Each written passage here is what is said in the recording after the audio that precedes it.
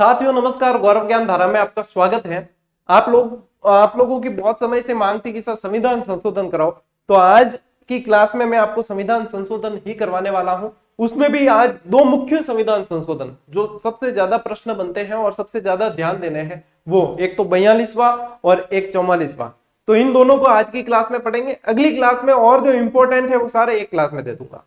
आज से साथियों मैं कोशिश कर रहा हूं कि आपकी क्लास को मतलब शॉर्ट टाइप दूं, 10-15 मिनट की क्लास। और उसमें क्या होगा कि आप 10-15 मिनट में फ्री होकर आपका जो स्वाध्याय है यानी कि आप सेल्फ स्टडी कर रहे हो वो प्रभावित नहीं हो।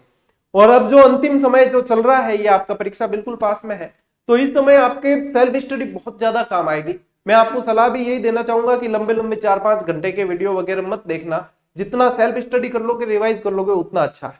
और नए टॉपिक अब मत उठाना। यदि कोई टॉपिक रह गए हैं, मान लीजिए आपने पढ़े ही नहीं है, तो अब पढ़ने का समय नहीं है। ठीक है, अब आपको वही चीजें रिवाइज करनी है जो आप पढ़ चुके हो, जहां पे आपने बहुत अच्छी तरीके से पढ़ा, उनको रिवाइज करना है और पात्रता आप निकाल लोगे उनसे। ठीक है ना, नए टॉपिक में मत पढ़ना, अब वापस कह रहा हूं। तो साथियों आज की इस क्लास को शुरू करते हैं। मेन जो है मुख्य 42वां और 44वां संविधान संशोधन है। और ये 42वां जो है ना, ये अब तक में वैसे सबसे व्यापक भी है। इसे लघु संविधान के नाम से भी जाना जाता है। इंदिरा गांधी की सरकार के समय ये संविधान संशोधन लागू किया गया।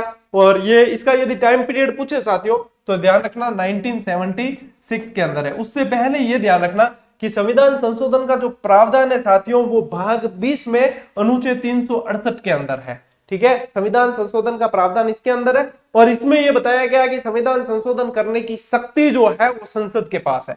ठीक है, तो संशोधन कर कौन सकता है? संसद कर सकती है। ठीक है, ये चीज इसमें उल्लेखित है और ये भी पूछा जाता है। अब 42वें संविधान संशोधन की बात करते हो इंदिरा गांधी के समय, और 44वां जो है फिर मोरारजी देसाई की सरकार आ गई थी, जनता पार्टी वाली। होता क्या है, सरकारें बदलती है तो एक दूसरे के फैसले बदलते हैं। ठीक है ना, तो यहाँ पे 42वें में जो चीजें की उसमें से काफी चीजें बदली गई 44वें संविधान संशोधन में, और कहा गया कि इसमें सुधार किया गया है ऐसा। ठीक है ना, और तो यहाँ पे चलिए साथियों इसको समझते हैं। इंदिरा गांधी के समय ये इस सरकार के दौरान था, आपातकाल के दौरान ये लागू किया गया और अब तक का सबसे व्यापक होने के कारण इसे लघु संविधान भी कह दिया गया है। तो ये प्रश्न बनता है, ये इंपॉर्टेंट है। लघु संविधान भी 42वें संविधान संशोधन को कहा जाता है। ठीक है, अब देखो इतना व्यापक था ये कि इसके अंतर्गत दो तो भाग ही जोड़े गए। ठीक है, एक तो 4 क पूरा जो आपके मूल कर्तव्य मौलिक कर्तव्य वाला है वो जोड़ दिया, एक 14 का न्यायाधिकरण वाला ये जोड़ दिया, और इसके अलावा साथियों 9 अनुच्छेद भी इसके द्वारा जोड़े गए हैं। ठीक है, अब जो मूल अनुच्छेद है वो तो वही है, बाकी मैंने आपको पहले समझाया था कि कैसे जुड़े हैं वो। ठीक है ना, गणना के आधार पे वो बताया था आपको। चलिए, इसके द्वारा साथियों जो प्रस्तावना है, उस प्रस्तावना में 3 शब्दों को जोड़ा गया और ये पूछा जाता है, ये इंपॉर्टेंट प्रश्न है। प्रस्तावना में जोड़े गए समाजवादी, पंथ निरपेक्ष और अखंडता। ठीक है, ये 3 शब्द जोड़े गए साथियों। इनको याद कैसे रखोगे? इनको याद रखने की वही अपनी कैबिनेट मिशन वाली ट्रिक है, पास। ठीक है ना, इसे 42वें संविधान संशोधन से इसको पास किया गया। ठीक है, तो पी से पंथ निरपेक्ष, ठीक है ना, पी से पंथ निरपेक्ष, ए से अखंडता और एस से समाजवादी शब्दों को जोड़ा गया है। ये बहुत इंपॉर्टेंट है और बनता है प्रश्न, तो यहाँ पे भूल नहीं करनी है। ध्यान रखना 42वें संविधान संशोधन से जोड़ा है। इसके अलावा 3 नीति निदेशक तत्वों को भी जोड़ के थोड़ा सा इन्हें व्यापक किया गया। तो कौन कौन से जुड़े हैं देखो, हालांकि है ना ये जो नीति निदेशक तत्व वाला है ना, मैं आपको बता रहा हूं कौन कौन से जुड़े, आप इनके अनुच्छेद याद रख लेना, वो भी काफी है।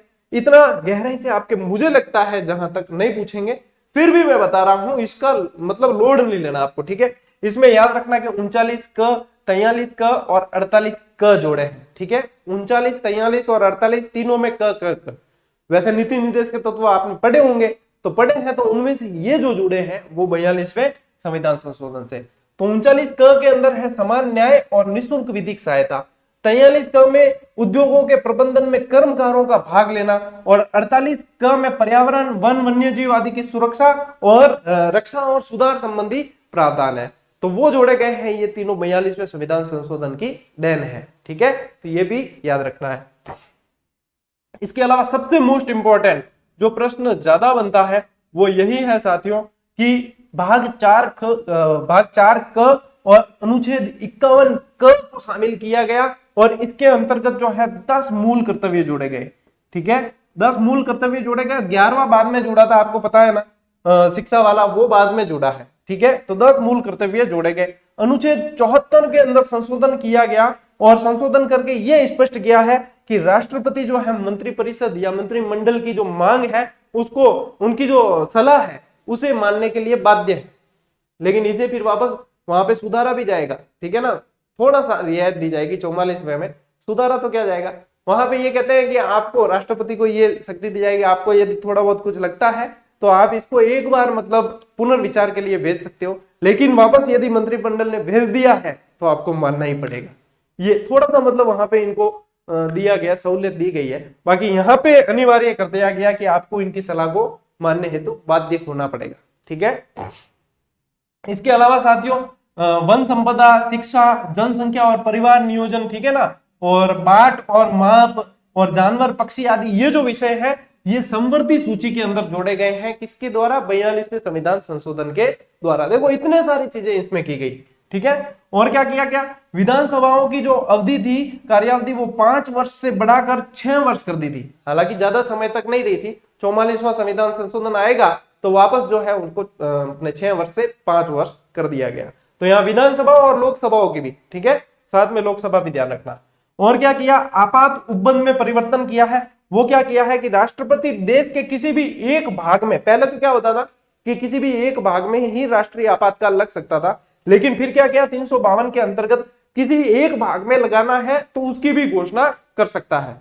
तो पहले तो एक मतलब संपूर्ण में लगने का प्रावधान था, तो इसके तहत क्या किया, किसी एक भाग में भी आपात की घोषणा कर सकता है, और 352 के अंतर्गत ये चीज है। अब आपात की घोषणा आपको पता है 352 से 360, 352 में ये है, 356 में अपने राज्यों के अंदर जो राष्ट्रपति शासन है वो है, और 360 में वित्तीय आपात है जो अभी तक कभी लगा नहीं है। तो राज्यों में आपात 356 के अंतर्गत जो 6 माह की अवधि तक रह सकता था ये, हालांकि वो भी संसद की स्वीकृति के बाद, ठीक है ना, तो वहां भी उसकी स्वीकृति के बाद 6 माह रह सकता था, उसको बढ़ाकर इस संविधान संशोधन के द्वारा 1 वर्ष तक किया गया। ठीक है, तो ये चीजें, ये जितनी अपन ने पढ़ी है वो सारी की सारी 42वें संविधान संशोधन के अंतर्गत आती है। अब आते हैं अपन 44वें संविधान संशोधन पे। ठीक है, तो 44वें संविधान संशोधन का समय भी 1978 है, पारित 1979 में माना जाता है। ठीक है, तो यहाँ पे सरकार किसकी बन गई थी, जनता दल की सरकार बन गई थी, बीजेपी नहीं थी उस समय। ठीक है, जनता दल की सरकार बन गई थी। 352 के अंतर्गत जो राष्ट्रीय आपात है, राष्ट्रीय आपातकाल है, उसकी घोषणा का आधार साथियों यहाँ पे ध्यान देना, आंतरिक अशांति के स्थान पर सशस्त्र विद्रोह शब्द जोड़ा गया। पहले आंतरिक अशांति के आधार पे लगाया जाता था, अब जो है किसी स्थान पे भी लगाना है तो सशस्त्र विद्रोह के आधार पे लगाया जाएगा। ये शब्द परिवर्तन किया गया किसके द्वारा, 44वें संविधान संशोधन के द्वारा। ठीक है, अनुच्छेद 31 ये संपत्ति का अधिकार, जो मूल अधिकार में आपको पढ़ाया भी था। ठीक है, और यही संपत्ति अर्जन और धारण करने की जो स्वतंत्रता के बारे में बताया था, 19(1) च इन्हें कर दिया गया निरसित, और इनको, ये जो मूल अधिकार थे, इसको मूल अधिकार से हटा के विधिक अधिकार, विधिक अधिकार यानी कानूनी अधिकार, तो इनको यहां से हटा के कानूनी अधिकार घोषित किया गया। और कहां डाल दिया गया, 300 क के अंदर डाल दिया गया। ये भी इंपॉर्टेंट।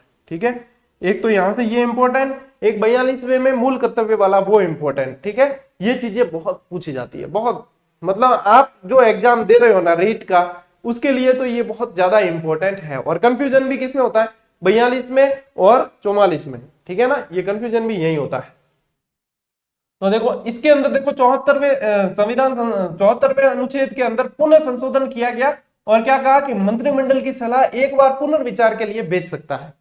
अभी मैंने बताया, देखो इसको वापस थोड़ा सा, अब पूरा तो नहीं बदला है, लेकिन थोड़ा सा इसमें परिवर्तन किया है कि एक बार आप पुनर्विचार के लिए भेज सकते हो, लेकिन उन्होंने वापस भेज दिया तो फिर खेल खत्म, फिर आपको मानना ही पड़ेगा।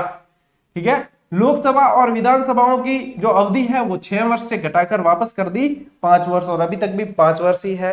ठीक है, और संसद द्वारा किए गए संशोधन को न्यायालय में चुनौती नहीं दी जा सकेगी, ये भी इसके अंदर किया गया प्रावधान। ठीक है, इसके अलावा फिर राष्ट्रपति उपराष्ट्रपति के निर्वाचन संबंधी विवाद जो है वो सुप्रीम कोर्ट में देखे जाएंगे, एमपी एमएलए के निर्वाचन संबंधी विवाद है वो हाई कोर्ट में देखे जाएंगे। ऐसे भी फैसले बहुत सारे इसके अंदर संशोधन में किए गए जो 44वें संविधान संशोधन के अंतर्गत आते हैं। तो ये साथियों आपके एक तो हो गया 42वां, एक हो गया 44वां। 3 पेज की स्लाइड है और शेयर कर दूंगा टेलीग्राम पे। यदि आपको लगता है कि इसमें ये बनाने चाहिए, आपको नोट करने चाहिए, कर लेना, नहीं तो फिर आप स्लाइड को ऐसे भी पीडीएफ के माध्यम से देख सकते हो और 2 बार देखोगे तो भी याद हो जाएगा। मेन मुख्य मुख्य क्या चीजें हैं वो भी मैंने बता दी, 42वां और 44वां। अब वापस एक बार साथियों आपको ये जरूर कहना चाहूंगा कि अब ये जो समय है 8-8 10-10 घंटे की वीडियो देखने का नहीं है। जितना आप खुद रिवाइज कर सकते हो उतना बढ़िया है, क्योंकि आपको पता है आपका कमजोर पक्ष कहाँ है, आपका मजबूत कहाँ है, आपको क्या पढ़ना है क्या छोड़ना है ये आप जानते हो। हम नहीं जानते कि हम आपको बताएंगे ये चीज है, ये चीज है, ठीक है ना। तो 8-10 घंटे में मान लो मैं मैराथन चला रहा हूं या कोई भी क्लास ले रहा हूं, मैं किसी की, भाई जो ले रहा है ना वो धन्य है, पहली बात तो ये, क्योंकि ये मैराथन लेना भी कोई खाने का काम नहीं है, ठीक है। वो उनके पूरा समर्पण दे रहे हैं, सीधी सी बात तो ये है। और इतना समर्पण मतलब 8-8 घंटे पढ़ाना भी कोई खाने का काम नहीं है, उसके पीछे बहुत तैयारी लगती है। तो वो कर रहे हैं काम, वो बहुत अच्छा है। लेकिन विद्यार्थियों के लिए हितकर यह है कि वो जितना सेल्फ पढ़ ले वो ज्यादा बेहतर है, ठीक है। क्योंकि वो जैसे मैं पढ़ा रहा हूं मैराथन, तो मैं कितनी जो चीज बताऊंगा वो मतलब मैं जो बताना चाहता हूं सिर्फ वो बताऊंगा। आपका क्या कमजोर पक्ष है, आपका क्या मजबूत पक्ष है, वो उसके अनुसार मैं नहीं बताऊंगा। और यहाँ पे हर विद्यार्थी का अलग मजबूत और अलग कमजोर होता है। तो कहने का मतलब यही है, अपनी जरूरत और अपनी सिचुएशन को देखते हुए रिवाइज करो, पढ़ो, तो बढ़िया है। 8-10 दिन है और कर लो धमाका, और उसके बाद में पात्रता क्लियर, ठीक है। मिलते हैं साथियों अगले वीडियो में, अगली क्लास के अंदर। तब तक के लिए राम राम, जय हिंद।